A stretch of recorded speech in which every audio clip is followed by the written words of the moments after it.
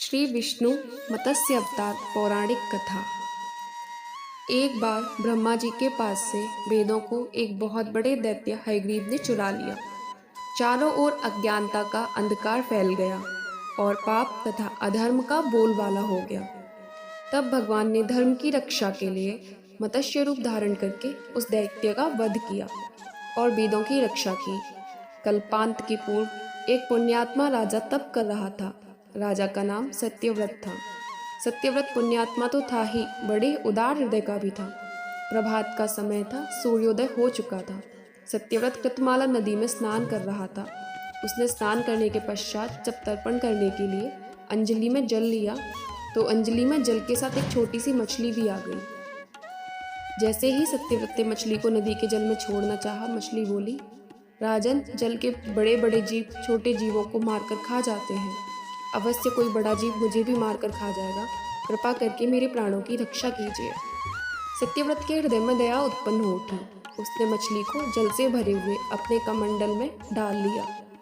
एक रात में मछली का शरीर इतना बढ़ गया कि कमंडल उसके रहने के लिए छोटा पड़ने लगा। इसी तरह राजा जिस भी पात्र में मछली को रखता वह छोटा हो जाता, वह मछली का आकार बढ़ता जाता।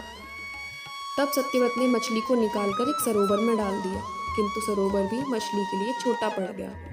इसके बाद सत्यव्रत ने मछली को नदी में और फिर उसके बाद समुद्र में डाल दिया। आश्चर्य! समुद्र में भी मछली का शरीर इतना अधिक बढ़ गया कि मछली के रहने के लिए वह जगह छोटी पड़ गई। अतः मछली पुनः सत्यव्रत से बोली, राजन, यह समुद्र भी मेरे रहने के लिए उपयुक्त नहीं है। मेरे रहने की व्यवस्था कहीं और कीजिए। सत्यव्रत विस्मित हो उठा। उसने आज तक ऐसी मछली कभी नहीं देखी थी। वह विस्मय भरे स्वर में बोला, मेरी बुद्धि को विस्मय सागर में डुबो देने वाले आप कौन हैं?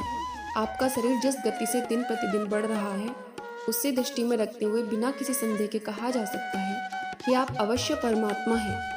यदि यह बात सत्य है तो कृपा करके बताइए कि आपने मत्स्य रूप का क्यों धारण किया? सचमुच वह भगवान श्री हरि ही थे।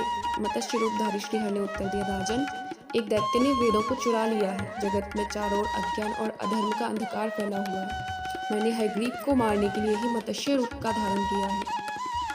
आज के 7वें दिन सारी पृथ्वी पानी में डूब जाएगी। जल के अतिरिक्त कहीं कुछ भी दृष्टिगोचर नहीं होगा।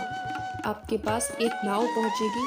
आप सभी अनाजों और औषधियों के बीज लेकर सप्तऋषियों के साथ नाव पर बैठ जाइएगा। मैं उसी समय आपको पुनः दिखाई दूंगा और आपको आत्म तत्व का ज्ञान प्रदान करूंगा। सत्यव्रत उसी दिन से हरि का स्मरण करते हुए प्रलय की प्रतीक्षा करने लगे। 7वें दिन प्रलय का दृश्य उपस्थित हो उठा। जल उमड़कर अपनी सीमा से बाहर बहने लगा। भयानक वृष्टि होने लगी। थोड़ी ही देर में जल ही जल हो गया। संपूर्ण पृथ्वी जल में समा गई। उसी समय एक नाव दिखाई पड़ी। सत्यव्रत सप्तऋषियों के साथ उस नाव पर बैठ गए। उन्होंने उस नाव के ऊपर संपूर्ण अनाजों और औषधियों के बीज भी भर लिए। नाव प्रलय के सागर में तैरने लगी। प्रलय के उस सागर में उस नाव के अतिरिक्त कहीं भी कुछ भी नहीं दिखाई दे रहा था। सहसा मत्स्य रूपी भगवान प्रलय के सागर में दिखाई पड़े। सत्यव्रत और सप्तऋषिगण मत्स्य रूपी भगवान की प्रार्थना करने लगे, हे प्रभु, आप ही सृष्टि के आदि हैं, आप ही पालक हैं और आप ही रक्षक ही हैं। दया करके हमें अपनी शरण में लीजिए, हमारी रक्षा कीजिए। सत्यव्रत और सप्तऋषियों की प्रार्थना पर मत्स्य रूपी भगवान प्रसन्न हुए। उन्होंने अपने वचन के अनुसार सत्यव्रत को आत्मज्ञान प्रदान किया और बताया, सभी प्राणियों में मैं ही निवास करता हूँ। न कोई ऊंच है न कोई नीच, सभी प्राणी एक समान है। जगत नश्वर है, नश्वर जगत में मेरे अतिरिक्त कहीं भी कुछ भी नहीं। जो प्राणी मुझ में सब देखते हुए जीवन व्यतीत करता है वह अंत में मुझ में ही मिल जाता है। मत्स्य रूपी भगवान से आत्मज्ञान पाकर सत्यव्रत का जीवन धन्य उठा। वे जीते जी ही जीवन से मुक्त हो गए और प्रलय का प्रकोप शांत होने पर मत्स्य रूपी भगवान ने दैत्य को मारकर उससे वेद छीन लिए और भगवान ब्रह्मा को पुनः वेद दे दिए। ऐसी कहानी सुनने के लिए सब्सक्राइब करें चैनल को। धन्यवाद।